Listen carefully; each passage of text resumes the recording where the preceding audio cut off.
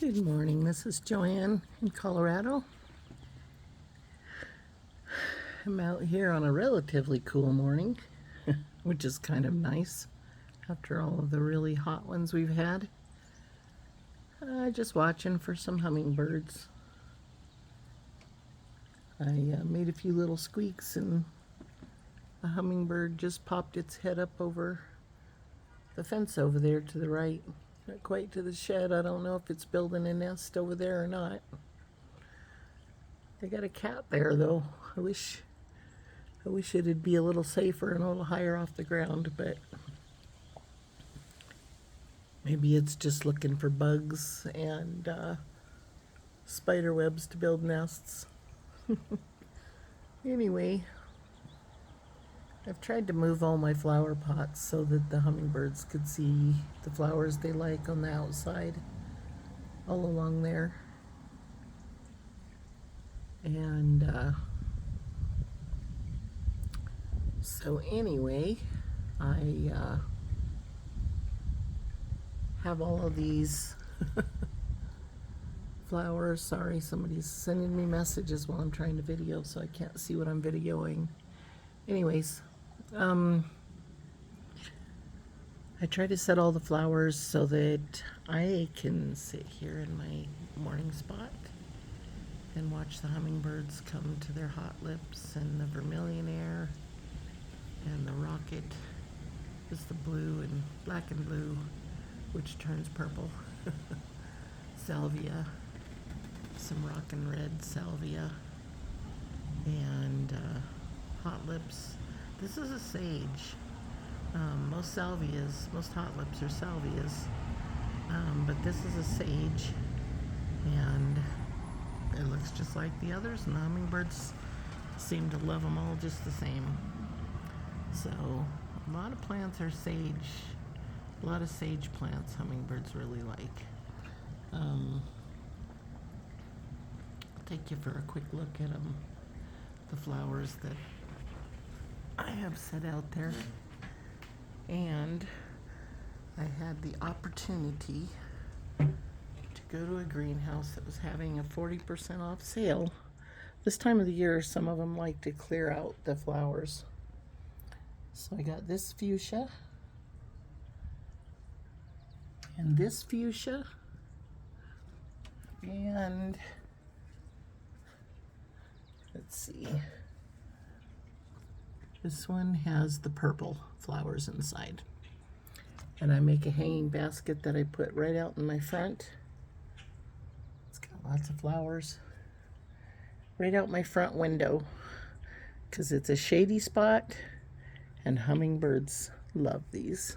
Oh man, I hate this when I buy a beautiful plant and the branch gets broken on the way home.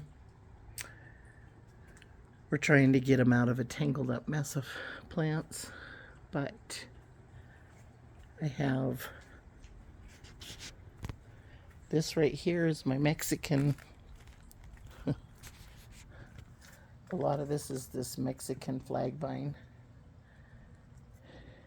And I planted them in the same pot with these because I don't know how these will do. And I know the other ones will attract hummingbirds. But I do like these.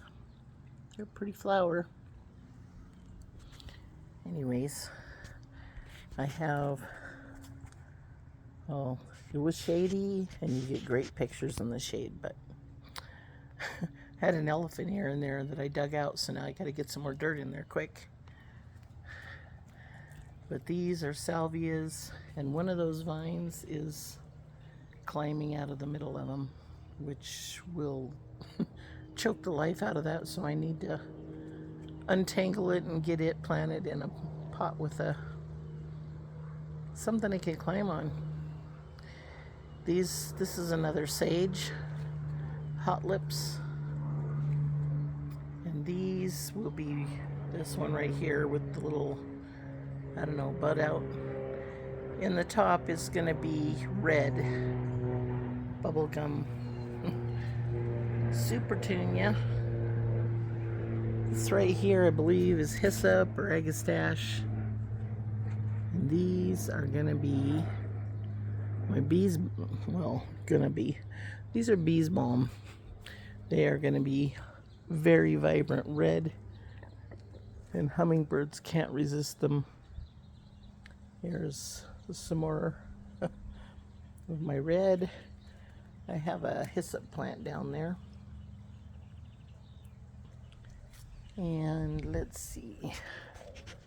Lots of buds coming up on that one. Another one of these climbers, and I think I might add one of those Mexican vines right here on this side of the trellis. Lots of hot lips. This is the one the hummingbirds come to the fastest. They do like lantana. Shading on my flowers. They love the purple. The black-chinned hummingbirds love those. Have the vermilion air where they can see it coming out of my bird bath there. And all of these zinnias. If you have a honeysuckle vine and somewhere a sprinkler sprays it, know that it will cause it to kind of rot and get bacteria all over it. I'm trying to block the water with these other salvia plants, but it's still getting on it, so I had to pull a bunch of leaves off, and I'll probably have to pull a bunch more and get out of this. All of my blooms on that one, you definitely love them. So, and my chair is right there. So if I can sit there and I can watch the hummingbirds come to these pots, I can get good photos. Still need a few minutes to take that apart when I have a tool to do it. And more sage, hot lips, salvias, penstemon, vermilion air, little lavender for just good smelling pot. And these are the hummingbird mint, or not agastache.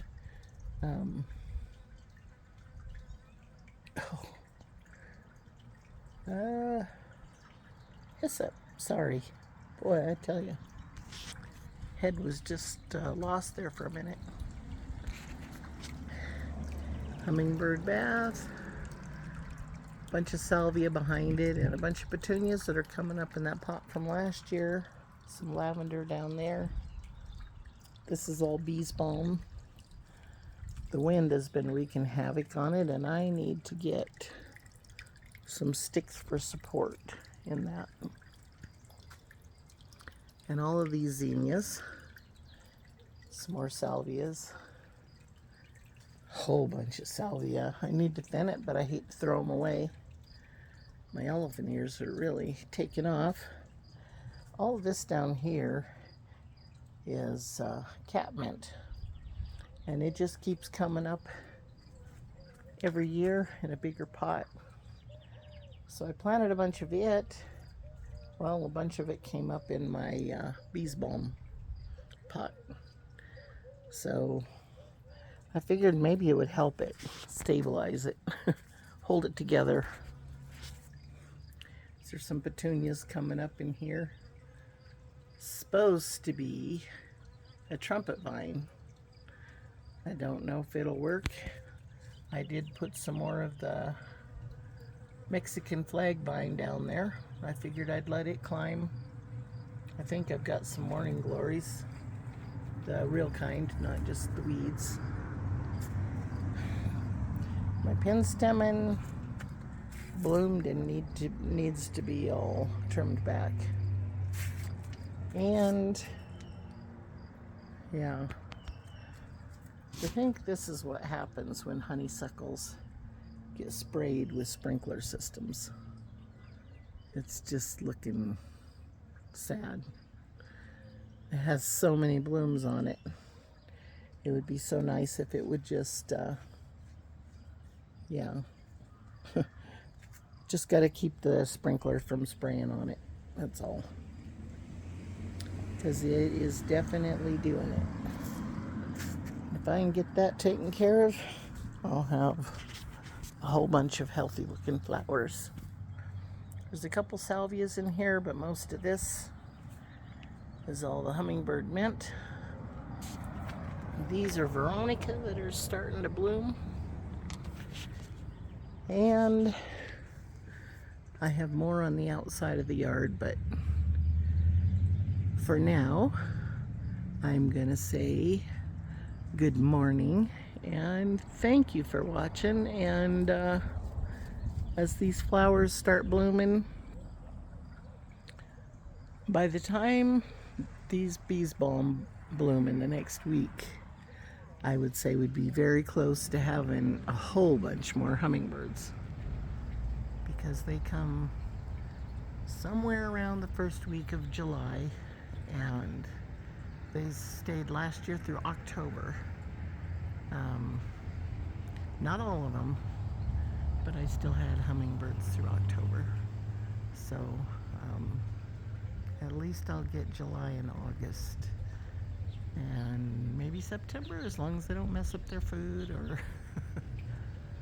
I used a plastic jug last year, brand new plastic container, to keep their sugar in, and it smelled like new plastic, evidently, just a teeny bit.